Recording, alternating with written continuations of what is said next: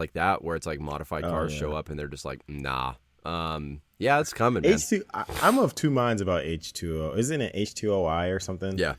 Like, whenever it happens every year, I see all the shit going on Instagram and whatnot. But, you know, is it just showing up and doing a car show, or is it showing up and being assholes in, like, a town? Because I feel like there's a little bit of column A and column B, and that's probably why. I think there's the guys that definitely go to chase clout. Yeah. I don't know. I think it's a little bit of both. You brought it up in the last podcast about, like, the street takeovers and everything. Right. And it's like, you know, I guess it's something that comes with age, but nobody wants to see that. Like, nobody wants to be a part of that, and you're ruining it for everybody else. There's something different about street drifting and then just showing up in the street and taking over like an intersection, right, and like hitting people with your car. That seems like the point of the show. It's like, how many people can we hit with a car today? I'm in. Okay, so what? I used to have a Chevy Tahoe. I had an '04 Tahoe, like the last, you know, pretty simple, before they did like the half cylinders shut off for the fuel, like whatever, before they got super techie with them. That was the last like good V8 Tahoe, so I bought one. And I joined all these Tahoe groups, and let me start off by saying Tahoe owners are the most obnoxious people. Like owners that own Tahoes and think they're the shit for having a Tahoe are the most obnoxious Somebody people. Just turned this whole podcast off. Somebody did, dude. We went from 64 to 63 listeners. Damn it. Because they're like, yo, I installed these LEDs inside the car. Check it out. I put 4 15s in the back. Like, it's not even, I don't know. I'm not gonna trash talk the mods, but they're kind of whack. So anyways, so this guy posts a video at a car meet in his fucking Tahoe, and he just starts doing donuts, man, like on some takeover shit. And he's like, yeah, pretty sick meat. Like, check this out. And there's so many spectators like around him, and I wanted every fiber of my being just to be like, this is not. There's nothing cool about this. Like, this doesn't look cool when you're doing it. Like, you're fucking ruining the meat for everybody. You know what I mean? Like, I was like, what's the benefit here? Like, this doesn't look good. You just look like a douche. Like, it looks shitty, and it's a Tahoe. Like, that's not exciting. It's not, man. Like, there's some cars where it is, for sure. I mean, even with the street takeover shit, like, if it's a cool car, I'm gonna get burned at the stake for saying this. If it's a cool car and you know how to drive it, it looks cooler than if you're in a Camry. You know what I'm saying? Like, just inherently. I'm not saying the intention is good or bad. I'm just saying one car looks cooler doing it than another car. That's all I'm saying. I mean, I hate to sound like a Japan stan bars, but you don't see that type of stuff over there. No, like if it's a car show, it's a car show. You know. Well, right. And then like if it's a drifting thing, they're out there to do that, and then they have like I don't know, man. But I think they have more like societal consideration. You know what I mean, for other people too. Like, I think that they put a lot more thought into other people's feelings and concerns and whatever, and like being considerate. And I think that that's lost on a lot of people in Western society.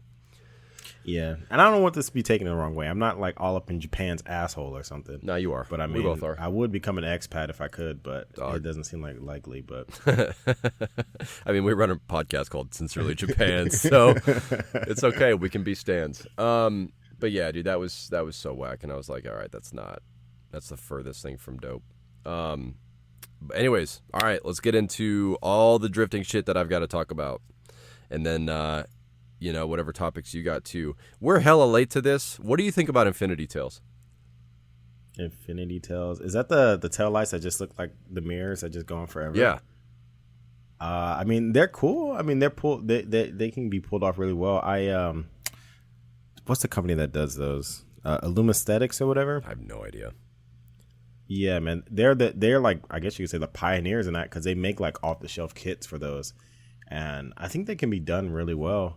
Do you think that there's something? What? Do you think that that's going to be like a flash in the pan, or do you think that's kind of everything's a flash? Yeah, in the pan, man. The only thing that's been around for a while is wide body kits. Yeah, you're right. The minute I asked that, I was like, yeah.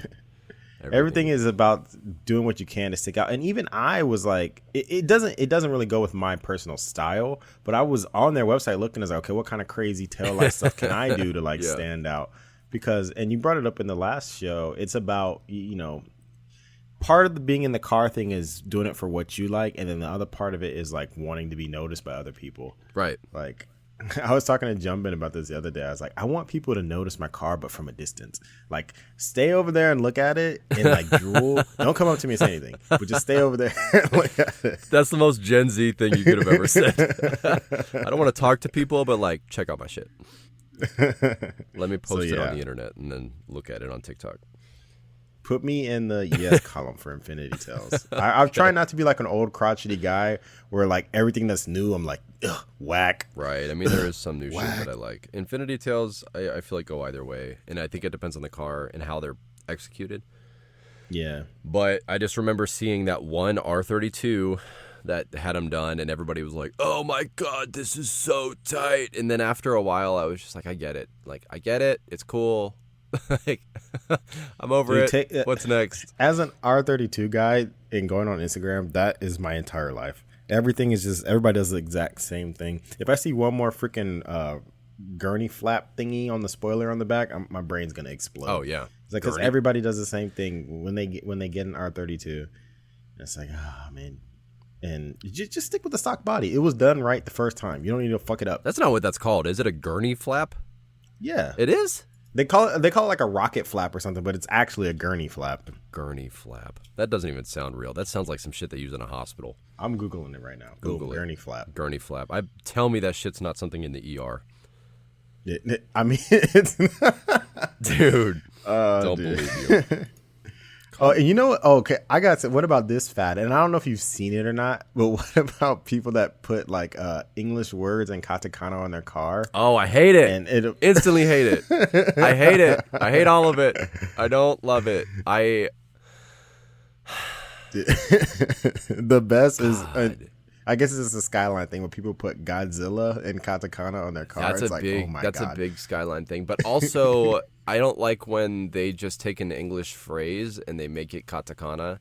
Like instead of translating it to Japanese or to kanji. You know what I mean? Like if they go to say like never give up and it's never give up, and I'm like fuck all the way. Like that's such a lazy way to do it. And I don't. I mean, but it's different for you or I or like anybody that knows how to read katakana because you read it and then you're like, really, you know. Like I saw a guy at a concert one time and he had self-care tattooed on him in katakana. And I was like, I'm sure they have like, you know, a more direct translation for that than just self-care. Yeah. And you know, as we're having this conversation, I kind of feel like I'm of two minds about it again because you know Japanese people do the same thing in English. Right. Where it'll be every name of every Japanese like drift team is some ridiculous shit in English, and we're like, wow, so cool. And then Americans do the same thing, but in Japanese, and we're like, ugh, you're right. whack. Yeah, you got sexy nights. I'm trying to think of exactly. Trying to think of. So maybe we should everything we just said, just take that with a grain of salt. That's true, man. But, and biased. then Americans try to like emulate the poor English for some of our team names now. Does that make sense? Yeah. So it's all just flattery by imitation, you know? I guess so. But I'm trying to like Google drift teams now.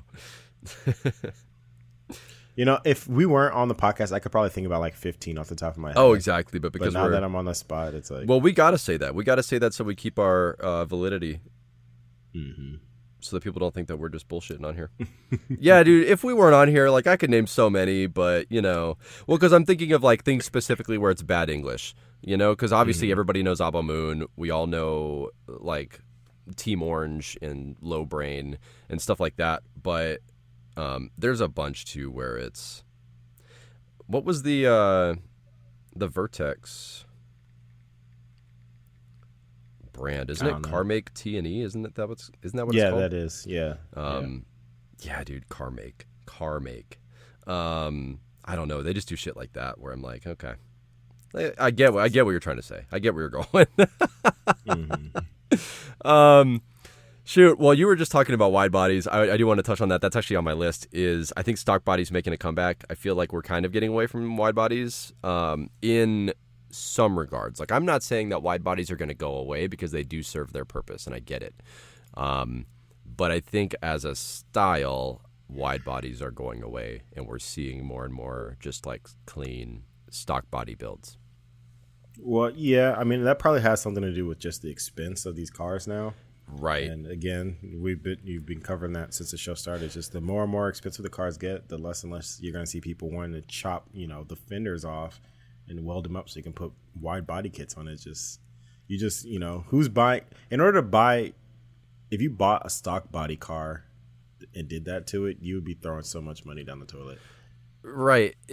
Just from an investment standpoint. Yeah. And it sucks to have to talk about these cars like that, where like you have to consider the money, the investment portion of it. Right. I wish we could just be like, we like this car, this is what we like, this is what we're gonna do. But at the end of the day, the more and more expensive they get, you have to be more rational about it. Well, I think you can look at it two ways. You can look at it from an investment standpoint, but you can also look at it from a preservation standpoint of, like, to properly wide body a car, you have to fuck the stock body. Like, literally stick your dick in it and fuck it. And I think it's just coming down to, like, more people are like, do I want to, like, this car is clean and straight, do I want to do this? And there's a small percentage of people that are like, fuck it, yeah, this is my build. But then there's also a larger percentage, I think, where it's like, no, like, this is becoming a clean example of this car at this point. Like, let's keep it stock. And so for me, it's nice because, I mean, personally, I wasn't a huge wide body fan. I think everybody was fucked with Rocket Bunny and shit like that in the early days. And then it quickly was like, all right, I get it. But yeah, I am happy to see more stock body stuff for sure. I mean, if they're done to a high quality, I think that there's something to be said for that. That's true. Yeah. And not the riveted on type shit. I'm talking about where it's like molded into the original bodywork and everything. Because I've seen a couple of like Silvias and whatnot that are done like that, and it's like, okay, that looks good. Or like metal wide bodies are timeless. Like, I think that shit will always look good if it's done right. And so we're gonna totally switch lanes here on culture and whatever, because wide body tuning, really beefy setups, like, that's obviously one side of the culture altogether, especially with these cars, because they're not big, you know what I mean? They're not. And so when you add a 50 mil, a 70 mil wide body to an S14, like, that substantially changes the dimensions of that car, which a lot of people do that for aesthetic. And then I think it's really like, I think if I was to put a percentage, I think more people do it for aesthetic than they do for functionality. However, there are people that are like, I need 75 mil so I can fit an 18 by 12 in the back, or an 18 by 13. You know what I mean? Like, where it's like, I need all this grip for X, Y, or Z or whatever. So I'm going to do this super wide body and do this. So anyway, so that's one side of the culture, I think, is just like building this car and being beefy and being nuts. And the other side of the culture are anime slaps. Tell me I'm wrong. Let's talk about slaps. I say you're the only person I've ever met that are that deep into anime slaps. Yo, I'm not anymore, and that's my point. Is, well, to clarify for those that don't know, when I say a slap, I mean a sticker. Anime slaps, anime stickers, like the 8x2.5, 8x3, whatever they are, bumper stickers with anime characters, with Japanese text, with hentai shit, with whatever. Started popping up in like 2014, 15, 16, right around there. And they were modeled after the club stickers in Japan. And I shouldn't say they were modeled after that, but I think that was the inspiration, was seeing all these guys in Japan with all these club stickers, and they were like, that shit's tight. So then we, a bunch of different companies, Never Content, Bad Habits, who else? Car Drugs. I don't know. I mean, there were so many companies that popped up, man. But all these guys started making stickers, and I mean, they're still around. But my whole topic is that I think the anime stickers are dead. I think club stickers are dying. Like, I don't think that look is even relevant. I don't know, man. I mean, it's tough because it is only 6 years later, 5 years later. But I remember that being super, super hot when it was in its heyday. And now I feel like the focus isn't there anymore. Yeah, I mean, as we've gotten to where it's cooler to have a clean looking car, then that stuff kind of fades away. Oh, but I right. think they're still cool for collecting. I mean, I have a drawer full of stickers of stuff that I'm never going to put on anything, but I just Right. like having them. I do because it's kind of just like a token of like, I'm in the club. I know if you know kind of thing. Right.